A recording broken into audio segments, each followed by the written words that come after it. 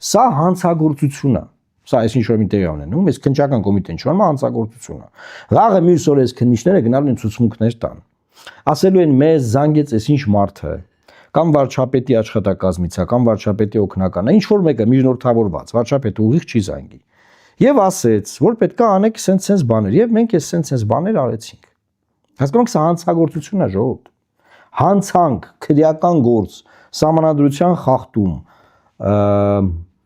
բարձր աստիճանի ապօրինություն, չգիտեմ, ինչ բառերով նկարագրեմ, բայց մյուս կողմից նաև աբսուրդ։ Այսինքն դատարանը Հայաստանում որոշում է ով է եպիսկոպոս, ով չէ։ Ես կարամ դիմեմ դատարան, ասեմ, խնդրում եմ, Էդմոն Մարուքյանին ճանաչեք եպիսկոպոս, ուզում եմ եպիսկոպոս լինեմ։ Կարամ նման բան անեմ։ Եթե չեմ կարող նման բան անեմ, ոնց կարա ինչ որ մեկը դիմի, ասի ես եպիսկոպոս եի, եպիսկոպոս չեմ, խնդրում եմ արգելեք կամ կանխարգելեք կամ ինձ հետ ճանաչեք որպես եպիսկոպոս։ Ոնց։